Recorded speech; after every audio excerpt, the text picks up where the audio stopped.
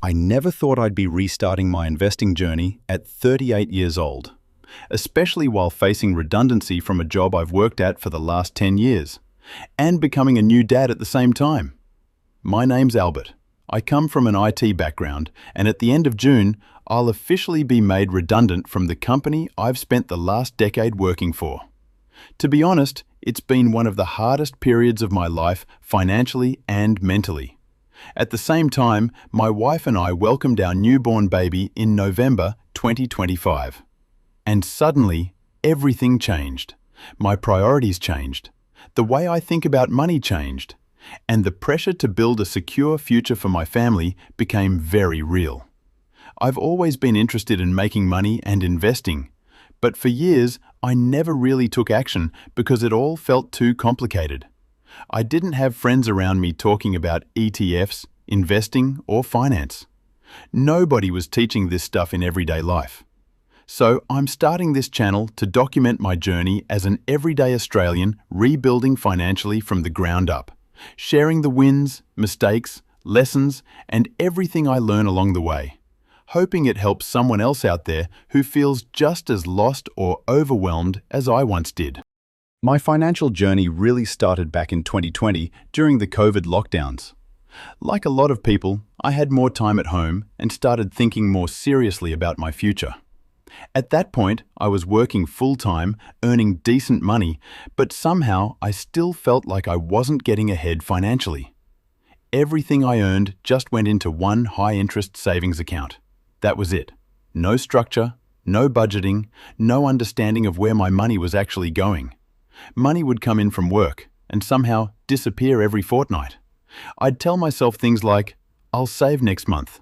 I deserve this purchase. I'm earning okay anyway. But the reality was, I had no system.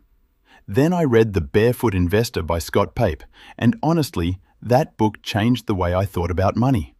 For the first time, personal finance actually felt simple and achievable. The biggest thing I took away from the book was the idea of bucket systems.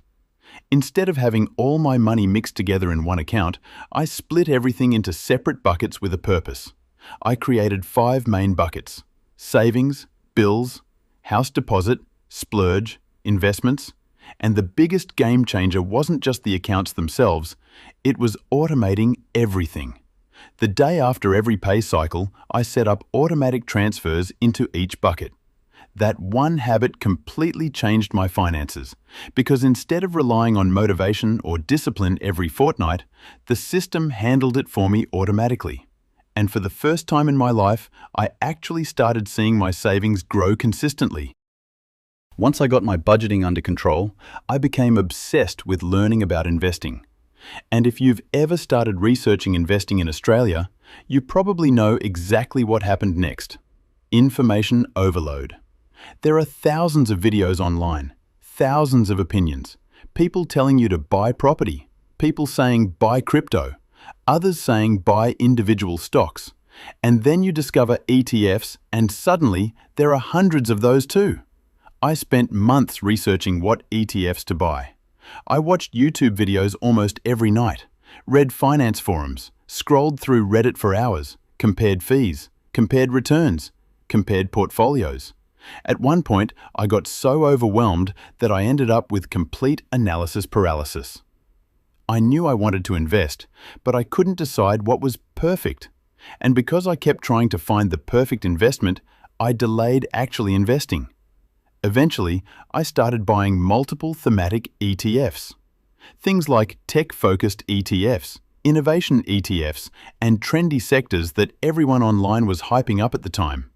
And honestly, it became messy. I realized I was overcomplicating everything. I wasn't investing based on a long-term strategy. I was investing emotionally based on hype and fear of missing out. After a while, I sold all of those thematic ETFs and simplified everything down to 2 core ETFs. Vanguard Australian Shares Index ETF, VAS, for Australian market exposure, and Vanguard MSCI Index International Shares ETF, VGS, for global exposure. That's it. Simple, boring, but effective.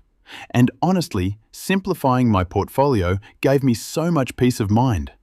Instead of constantly checking markets and worrying about trends, I could just focus on consistently investing. At the time, my plan was simple. Every fortnight, $1,000 into shares, $2,000 into my future house deposit. No fancy strategy, no trying to time the market, just consistency. And looking back now, consistency was far more important than trying to pick the perfect investment. After years of budgeting, saving, and investing consistently, 2025 became one of the biggest milestones of my life. I bought my first home, and to make that happen, I sold all of my shares to help fund the purchase. Honestly, it was a pretty emotional moment, because those investments represented years of discipline, sacrifices, and delayed gratification. There were so many weekends where I stayed home instead of going out, times where I chose investing over upgrading my car or buying random things I didn't need. But eventually, all of that effort turned into something real. Owning a home in Australia right now feels almost impossible for a lot of people, especially with rising property prices and cost of living pressures. So hitting that milestone was something I'm genuinely proud of. But after buying my home, my investing journey basically reset back to zero. And that brings us to today. Now in 2026, I'm restarting my investment journey from scratch again. And honestly, the timing probably couldn't feel scarier. I'm about to lose the stability of a job I've had for 10 years. The economy feels uncertain, cost of living keeps rising, and investing can still feel intimidating even after years of experience. But one thing I've realized is this: there's never a perfect time to start investing. Most people think they need more money, more knowledge, more confidence, or the perfect market conditions. But the truth is, you learn by actually starting. And this time around, my investing approach is much simpler and more intentional. I'm not chasing hype anymore. I'm not trying to outperform everyone. I'm not constantly changing strategies. I just want to consistently build wealth over the long term while documenting the process publicly. This channel is going to be about Australian ETFs, budgeting, investing mistakes, passive income, financial freedom, and navigating money as a regular Australian. Because I know there are so many people out there who feel exactly like I did years ago, overwhelmed, confused, and unsure where to even begin.